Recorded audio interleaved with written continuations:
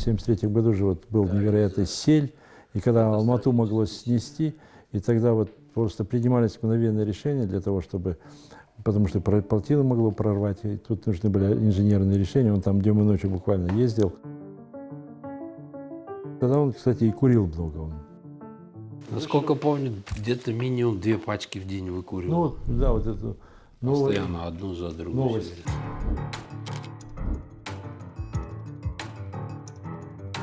Потом, когда это все благополучно, так сказать, завершилось, вот, к сожалению, в 1974 году его настиг обширный инфаркт.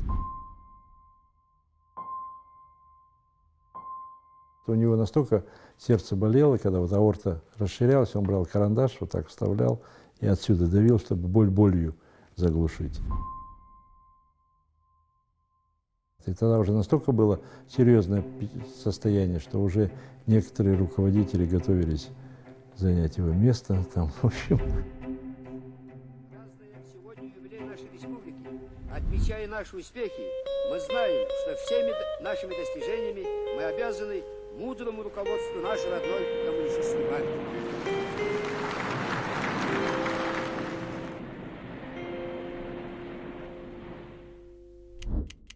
Видите, советская медицина, особенно когда речь шла о партийных бонзах, она хорошо работала, его поставили на ноги, он потом еще, сколько, 12 лет он работал, а прожил еще и того больше. Да, и вот он тогда, говорят, когда вернулся он из больничного, он так устроил такую легкую чистку в рядах там работников ЦК. Сейчас фамилии точно я не помню, но я знаю, что... Убирал тех, кто там темный, ну, то есть строил планы какие-то. Да, да, ну, видите, у Кунаева были помощники, были люди особенно к нему приближенные. Это его помощники, там, тот же Бекижанов или Абдрашитов, которые с ним по много-много лет работали, были его друзья. У него был такой неформальный круг. Ближний круг такой. В разное время туда входили Асанбай Аскаров, кстати, который тоже немножко потом был отдален. Его отправили в тогдашнюю Чимкентскую область. Потом там Кинес Алхадиев, Джейнбаев, Султан Сульменович, Бакен Ашимов, Атамтай Исаанов, мой прадед. Это были его близкие друзья. И вот, конечно, он их слушал, как любой человек, он опирался на советы вот своих вот этих вот своих друзей, опирался на какие-то, ну, неформальные связи. И, ну, там кто-нибудь придет, там что-нибудь ему там шепнет про кого-то. Кунаев мог в это поверить. Он был достаточно доверчивым человеком, как вспоминают. И я думаю, что кому-то из своих друзей он мог легко довериться. И, конечно, наверняка кто-то из этих людей использовал вот такие личные отношения с Кунаевым в собственных интересах. К Димашу Ахметовичу я отношусь с уважением. Я считаю, что он очень много сделал для нашей республики. В то же время я полагаю, что у него было не очень окружение, что ли. Влияние, он поддавался какому-то влиянию, не знаю почему. Но короля играет окружение. Такой, ну, на его примере можно об этом и сказать. И я думаю, что, вот, скажем, на его отношение ко мне отражалось мое отношение к его брату, президенту Академии наук, которого я курировал, скажем. У вас были неважные отношения? Ну, я делал замечания, высказывал какие-то суждения критические, критиковал его, и, в общем-то, каждый раз, в общем-то, это вплоть до моего ухода из ЦК, я в какой-то мере связываю с конфликтом между вами и... Ну, скорее не конфликт. Когда меня пригласил покойный Имашев, сказал, что вот тебе надо уйти на другую работу. Имашев в ту пору был секретарь ЦК. Он сослался на Димаша Ахметовича, а при беседе у того тот сказал, что это инициатива Имашева. А я вспомнил один эпизод. Незадолго до этого произошел юбилей, был Асхара Амиля Ахметовича. И я там тост маленький прочитал.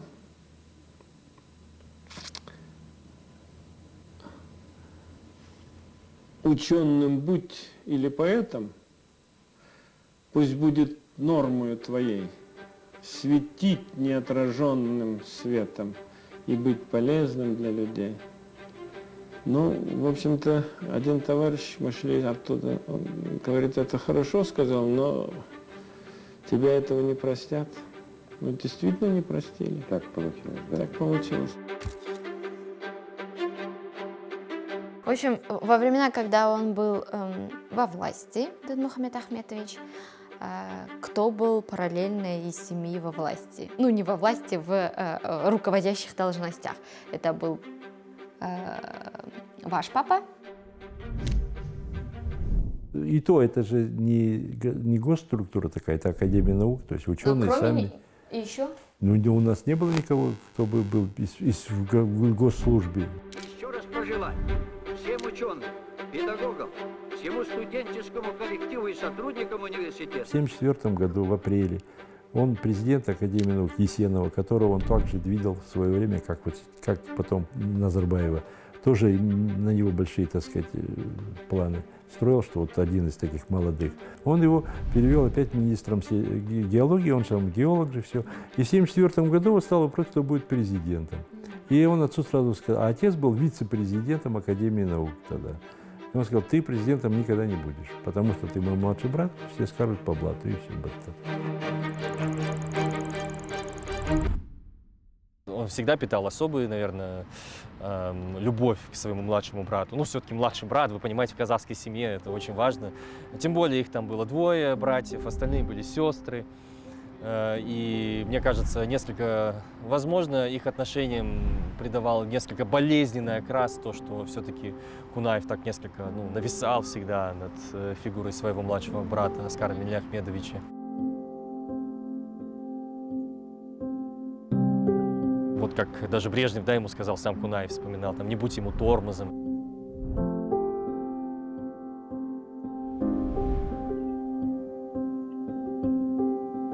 Мне показалось, что он оправдывается в этот момент. Я думаю, что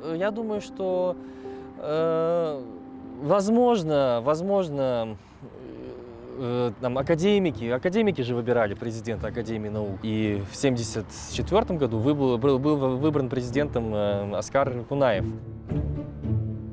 Вы спрашиваете, мог ли как-то поспособствовать этому Кунаев старший? Конечно, мог. Конечно, он мог попросить того же Брежнева, замолвить словечко.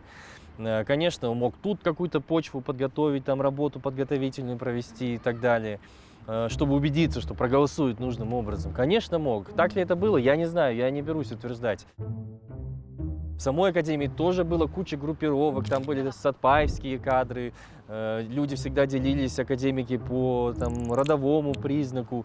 Об этом Нурбулат Масанов хорошо писал, у него дед был ученым, и он хорошо, сам Нурбулат Масанов, помнил эти разговоры, как он, будучи ребенком, сидел за столом и слушал, как академики там начинали обсуждать, кто из какого рода. Это всегда было очень важно в казахстанской политике. Реально были вот такие баталии, в принципе, бір-бірін жаманда, бір-бірін аяқтан шалу, жаңағы жүзге қатысты. Вообще чувствовалось вообще в общем это? Или Нет, это тогда было? не было тройболизма такого там. Хотя просто, чтобы вот там выдвигались люди абсолютно разного. Там, во-первых, ну что у нас, мы из рода Ст, и представители рода Ст, там вообще практически никого не было там в руководстве. Ну, в советское время это вот как-то вымывалось, и не было такого там, по крайней мере. Потом там же перемешано было. Все-таки очень много было русских в Казахстане, и руководителей русских, и других национальностей. Поэтому это абсолютно не в глаза не бросалось. А сейчас 99% казахи руководители, и поэтому каждый смотрит Рухандай, сначала проверяет там все.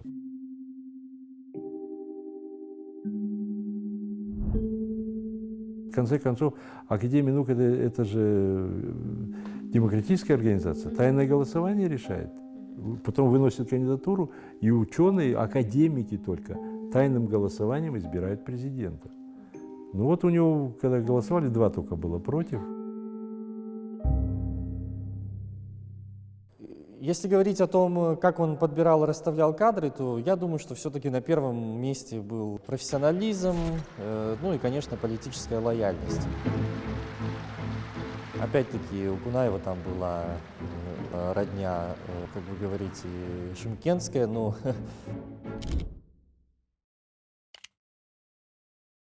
Сложно назвать эту родню полноценно шымкентской, да, то есть там Асанбай Аскаров, это его был куда, то есть сват, но он опять-таки сам по себе уже к тому моменту, когда он стал сватом Кунаева, он был таким известным человеком в республике, заслуженным, у него там много наград, орденов, он работал в Южном Казахстане долгое время, там начинал с каких-то самых с низших ступеней и постепенно продвигался по партийной лестнице, и поэтому к тому моменту, когда там породнились Кунаевы с Аскаровыми, конечно, уже тогда у Аскарова у самого там была вполне себе успешная, многообещающая карьера.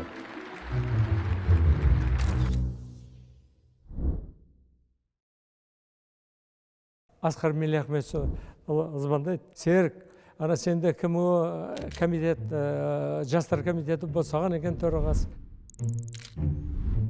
Соны Демекеңмен мен ақылдастым, Демекең батасын берді, ана біздің жанына соғана лайық келетін дейсен көрші. Көрейін дедім. Келіні, иә? Келіні. Сөзінің соңын елдім, енді ешқайда істемеген, нетпеген, мектептерден өтпеген. Соның соңын мен өзіміздің дайындап отырған Бибатырова Кенже деген өте бір піскен, Мәскеуде таниды, сондай бір беделді, соны дайындап отқанымыз. Соны сен бәрін дайындап алдым да Демекенге барып, Демекен... Қай жыл еді? Қай жыл еді бұл? 83 жылы. Ол кісі тағы орнында. Орнында, 80... Кірдіңіз, иә, деймін. Кірдім да сол... Димаш Ахмедович маған осылай Асқар Меллахмет телефон шалып еді. Енді осындай мынау жанына қарындасымызды тәжірибесі аздау екен, соны Мәскеуде қиын болады ғой деп шайқалдым. Мен енді бір белі буып, сондай бір келгенімді көрді, айтты, мен алыңдар деген жоқпын, Серік, қараңдар дедім деді. Ой, Димаш Ахмедович, рахмет. Егер де сіз қарсы болмасаңыз, біз мына Бибатырованы ұсынатын ойымыз бар деген. Мейлі өздеріңдер. Сіздің енді осы бадаңызды алдым деп санауға бола ма деген? Болады. Асқар аға, мен Ахметов сізге содан кейін ренжіген жоқ па? Жоқ, ешқандай ренжіген жоқ. Ол кісі бір кең адам болатын. Демекеңдер шыме ойлаймын. Сонда 5,5 жылда Демекең деген менен бір-ақ рет сұрапты ғой. У него был такой один момент, он уехал в командировку в 69-м году, потом уехал еще куда-то. Короче, в его отсутствие второй секретарь ЦК взял одного нашего родственника в аппарат ЦК. Он приезжает, все, потом супруга ему говорит, ты изменил своим принципам, в ЦК работает родственник. Он как это узнал и тут же его отправил туда, где он работал.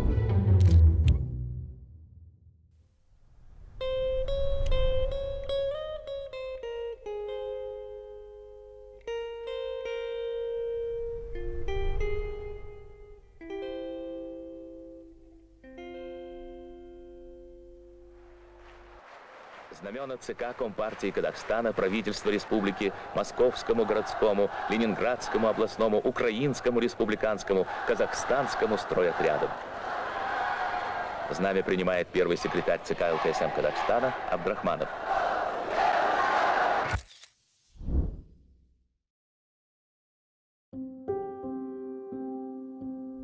Это был 80-й год, получается, год моему сыну исполнился. Мы там Димаша вместе домой звали, все.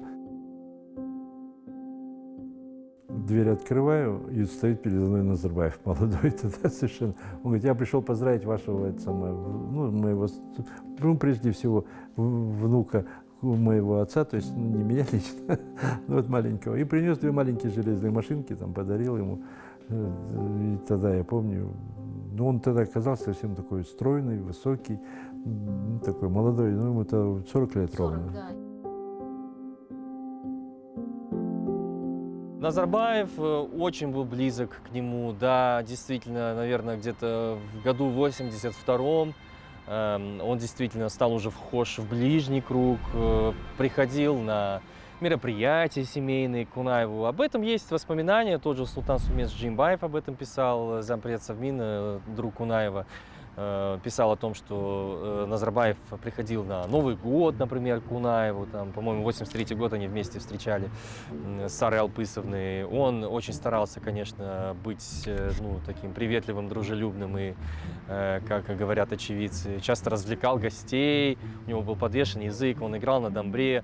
И это все, в общем, конечно, играло в его пользу, потому что неформальные связи были очень важны, неформальные отношения были, наверное, настолько же важны, насколько профессионализм. Поэтому расположить к себе Димаша Ахмедовича и Зухру Шариповну было очень важно для Назарбаева и для всех, кто метил куда-то в дамки. И Назарбаев в этом плане преуспел, наверное, больше, чем его конкуренты. Тогда было принято считать его конкурентами Аульбекова, Еркина, председатель КГБ Камаледенова. Но, насколько я знаю, Назарбаев из всех этих людей был ближе всего к Кунаеву. Еще и по долгу службы, потому что Назарбаев сначала работал в Совмине, а потом он был в ЦК завотделом или секретарем. Поэтому он под непосредственным началом Кунаева работал, поэтому по долгу службы они тоже пересекались. И я думаю, что из всех этих людей, конечно, у Кунаева с Назарбаевым были самые такие доверительные отношения. Об этом, опять же, вспоминали очевидцы. Зритель поймет, Казахстан, который до 1961 года не имел ни одного директора крупного предприятия, казаха, а теперь все казахи директора. Сколько инженеров теперь? Я знаю, когда в начале моей деятельности было человек 70 казах-инженеров, теперь их тысячи, я счет забыл. Не десятки тысяч. Вот молодежь выросла.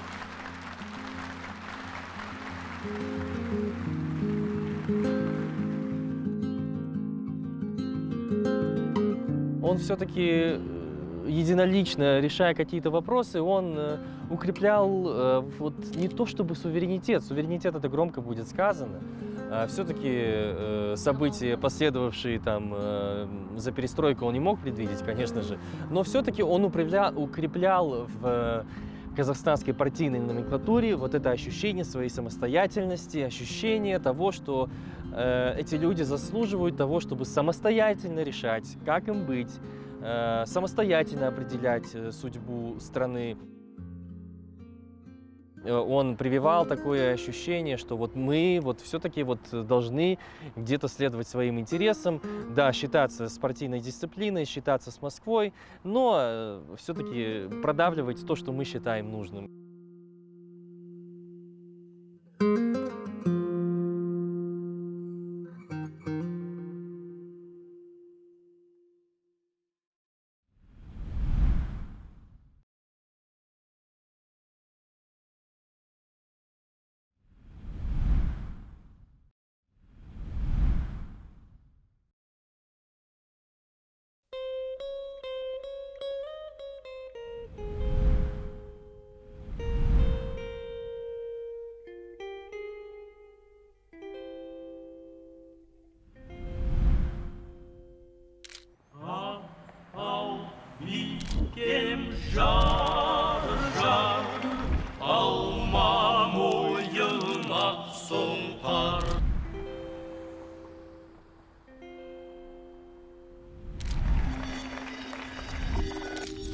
Қазақстанның жағдайын жасауға, Қазақстанның қандай да бір жобаларын жүзеге асыру үшін Брежневпен достығын қолданды, иә? Қандай да бір кезде соған... Безусловно. Иә. Қай кезде ол білінді? Біз қай кезде, мысалы, мынау деп айта аламыз? Я думаю, если бы там не дружба с Брежневым, те же районы он бы не смог от Узбекистана вернуть. Если бы не дружба с Брежневым, он бы не смог там ликвидировать там целинный край. Собственно говоря, история там той же книги «Азия», да, ужас Сулейменова.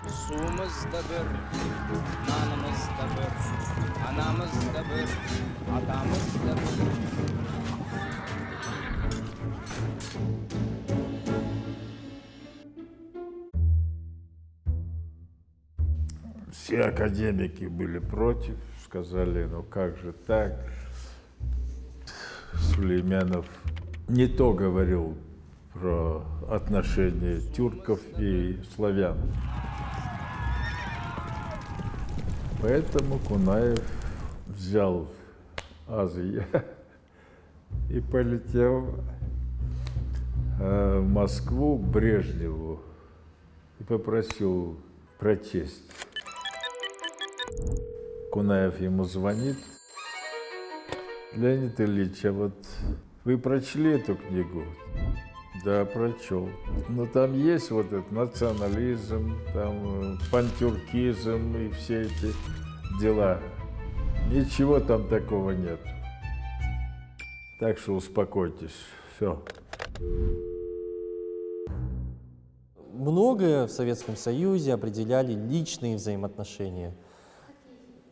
Я имею в виду, что, да, я имею в виду, что было очень важно иметь какие-то неформальные связи, иметь возможность к кому-то зайти, там, посидеть, поговорить по-дружески, чай попить или что-нибудь покрепче.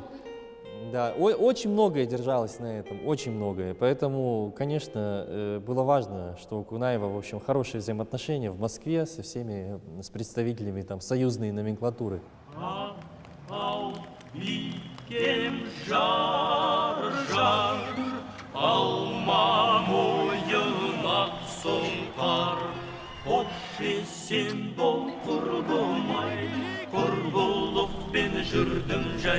Bir gün avru, bir gün sağ, taба алмадым бабыңдай, өткен іске өкінбе, бір келмесін бөдім.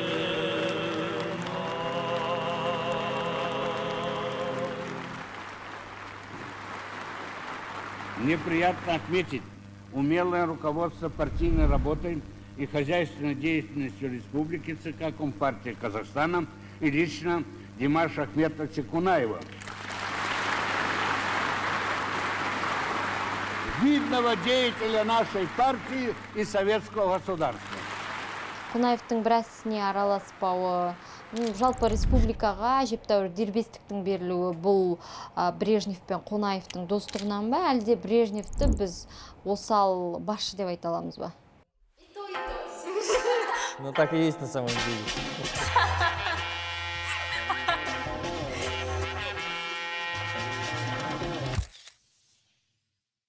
С одной стороны, действительно, Брежнев не вмешивался в дела республик, по крайней мере, если не возникала какая-то крайняя необходимость.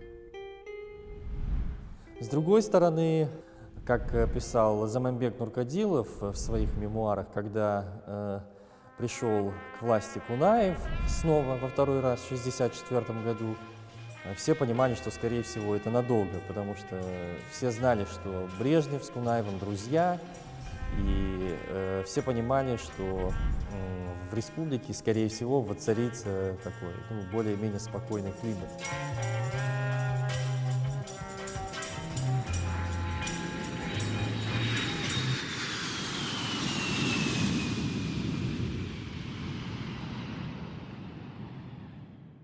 Центр несколько так вожжи опустил. И, ну, как, знаете, как в анекдоте. Сидит там, если не ошибаюсь, Ленин, Сталин и Брежнев. В поезде сидят они, там поезд останавливается, не движется. Я не помню, что там Ленин решает сделать, но Сталин считает, что нужно там машиниста расстрелять. Ну а Брежнев просто советует закрыть занавески и представить, что поезд продолжает двигаться, понимаете? И это как бы является таким вот, ну, отражением. Вот это есть вот та самая условно уверенность в завтрашнем дне, которая оказалась на самом-то деле ну, такой формой поддержания определенных иллюзий.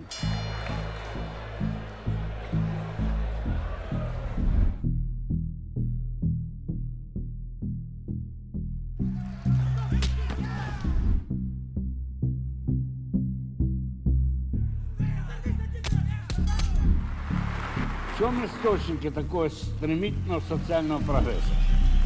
Это наш социалистический строй, энергия и воля масс, и, конечно, это мудрая ленинская национальная политика, единство и взаимопомощь всех народов нашей социалистической Родины.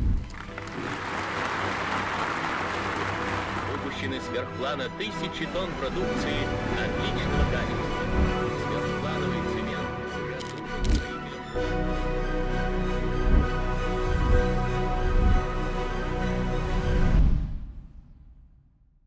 Вот я 15 лет занимался выполнением планов и не помню, чтобы он когда-нибудь выполнялся, если честно.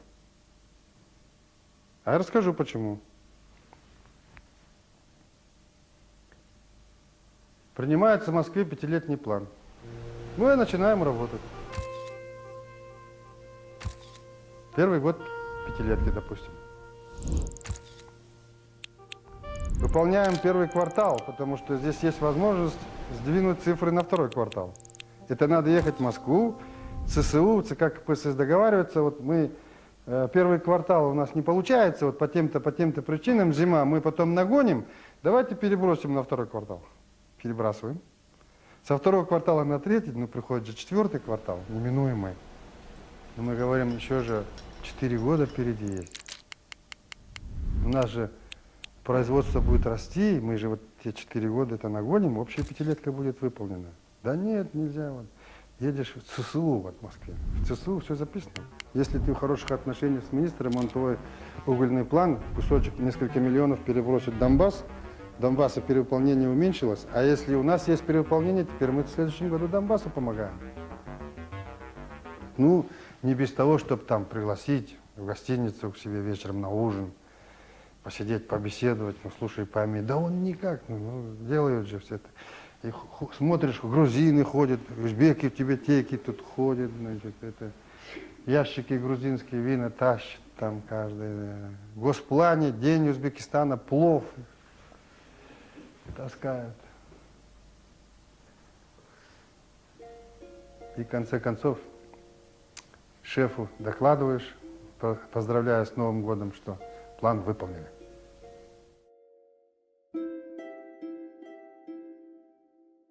Понимаете, республики Советского Союза, они всегда боролись за ресурсы. Ресурсы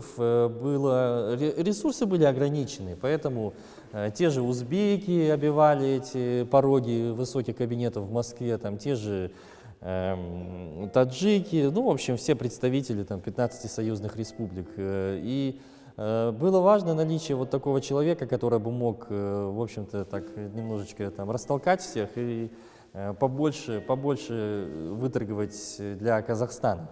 И, конечно же, Кунаев был именно таким человеком, и поэтому, в общем-то, на него уповали и рассчитывали. Вот можно было зайти к Кунаеву, сказать ему: Димаш Ахмедович, вот нам нужно столько-то, столько-то денег, Москва не дает. Он мог сказать: все хорошо, я разберусь, там, взять, поднять телефонную трубку, набрать номер или там, полететь в Москву, договориться. И действительно, таким образом многие вопросы решались в пользу Казахстана. Если бы Кунаева не было, ну, возможно, не было бы такого режима благоприятствования республики. Казахстан сегодня это суверенное социалистическое государство. И это могучая индустриально-аграрная республика с высоким уровнем науки и культуры, в которой все материальные и духовные ценности принадлежат народу.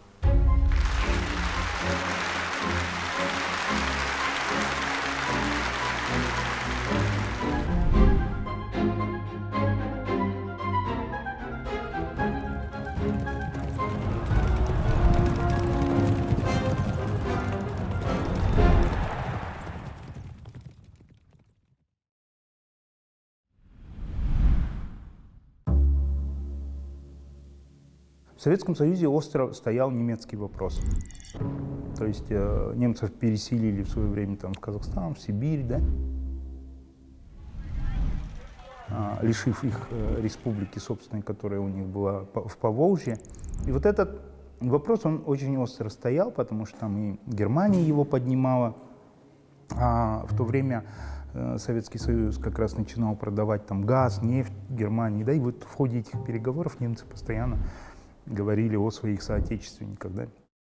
Поэтому решили создать вот на территории Казахстана, где основной костяк там большой массив немцев советских был сосредоточен, да, около 1 миллиона человек, и решили вот выделить им здесь территорию, в Ерментау дать им административный центр, присоединить туда районы из Целиноградской, Кокчетавской, Карагандинской областей, и вот создать им такую немецкую республику в составе Казахстана.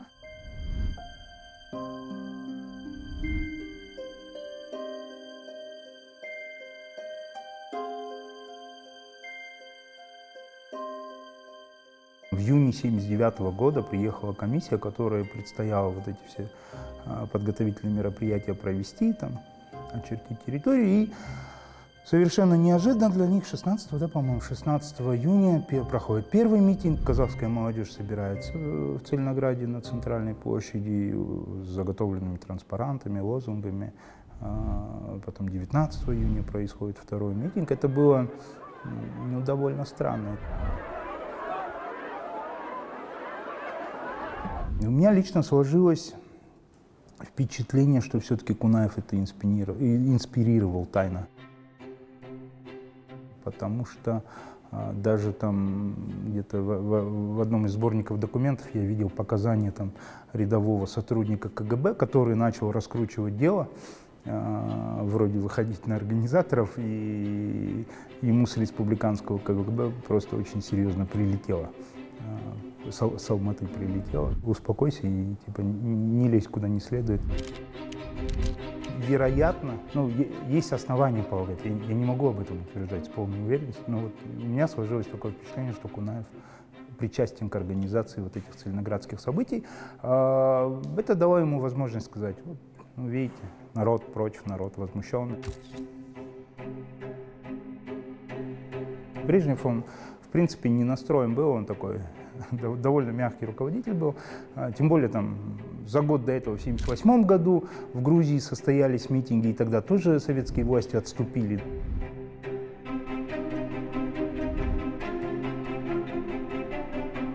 Он все-таки был не очень конфликтен, при нем уже там, тем же диссидентам разрешали, да, выезжать за рубеж, там, вот такой более мягкий в управлении был деятель. И вот в Целинограде, в Казахстане, вот после этих событий тоже союзное руководство отыграло назад, сделали вид, что никакого решения не было, и, в общем, похоронили эту затею.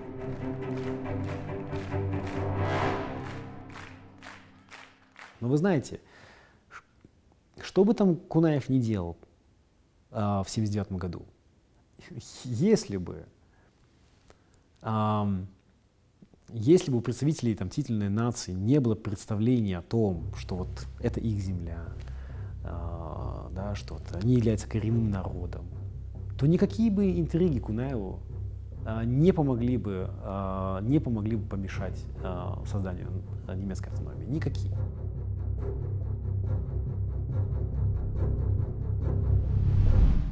Справедливо предположить, что, в общем-то, казахстанскому руководству было невыгодно создание каких-то автономий в Казахстане. Республиканская номенклатура, она все-таки руководила вот именно вот этой территорией, ее власть распространялась на эту территорию, на территорию Казахстана. За пределами Казахстана республиканская номенклатура, ну что она могла?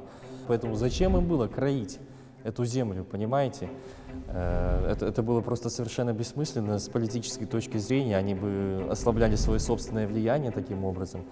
Ведь в казахстанской номенклатуре уже к 70-м годам доминировали казахи. Этнические казахи, они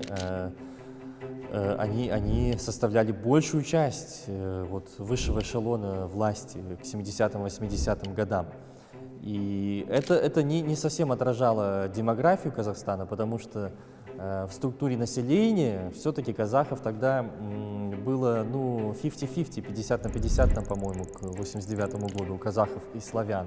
Но в то же время, в 80-е годы, как раз когда уже Кунаев уходил из власти, в номенклатуре, в партийной элите казахи уже занимали очень прочное положение, поэтому им было совершенно незачем создание каких-то там автономий на территории республики.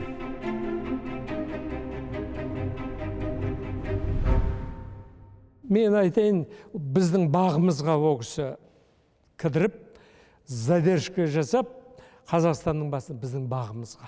Ана Брежневті пайдаланып, ана немістерді жібермеді. Оны соң көйінде талай аппарат неміс солтүстік жаңа территориялар. Мына кісінің беделімен Қазақстан өзінің тұтастығынан айырылмады. Оны талай әрекет жасады ғой, талай әрекет жасады. Ұстап берді демекең. 15% Ленин берген Қазақстан территориясының 15%-нен ғана айырылдық. Ұстап қалды демекең. Қазақстан тіпті жоқ болып кетер.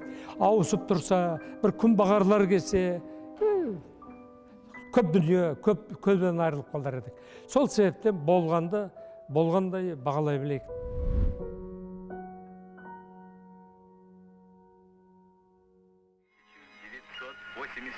Год. 12 января. В Алмате хорошая погода. Во всей республике замечательная погода. У миллионов наших сограждан прекрасное настроение. И в этом доме собираются отметить долгожданные, счастливые для республики события. Третью золотую звезду на груди человека, который в глазах страны и мира уже 4 десятилетия представляет Казахстан и наш народ. На обломках векового уклада, разрушенного ураганами времени, вырос, вымахал, развернул могучие плечи Казахстан. И в эту самую динамичную и созидательную главу национальной истории навсегда вписано пламенное имя человека. Такого роста материально-технической базы за одно пятилетие республика никогда еще не знала. На необъятных казахстанских просторах образованы новые города и рабочие поселки. Возникли новые промышленные узлы с первоклассными гигантами социалистической индустрии, развитыми коммуникациями.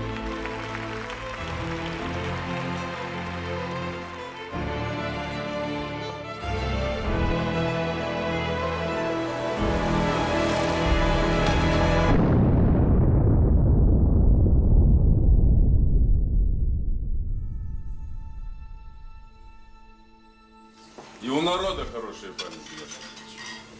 И как Султаке сейчас сказал, пока баня будет стоять, вас будет помнить. Я говорю, пока народ жив, вас будет помнить. Из наших деятелей только его называю великим. Хотя я многих видел, спорил. С Кунаевым не спорил никогда. Не просто соглашался, а знал, что он говорит правильно. Димаш Ахметович, он был масштабной личностью и очень убедительной. Он прекрасно себя аргументировал.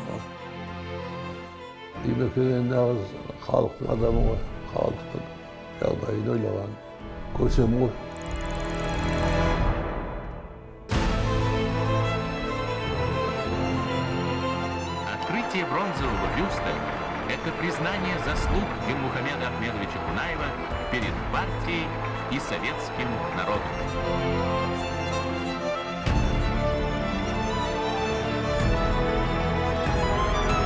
Бұл деген гений, дана, сөйту керек. Бұл вождизмге алып келмейді ма? Енді кетіп қалған адам ғой.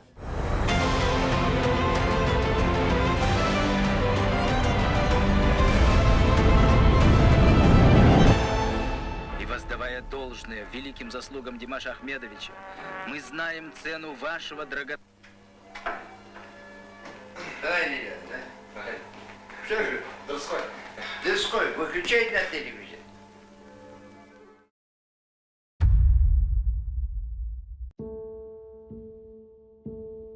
Кто больше, как говорится, раскритикует Димаша Ильича, тот и займет его место. Вот так Москва ставила вопрос.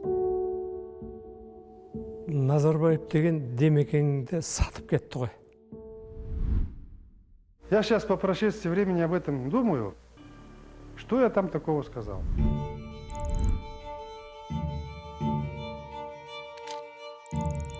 Все следы ведут к вам, Деворшайта. И мы с вами жестко поступим для этого. Просто преследование. На самом настоящее преследование было.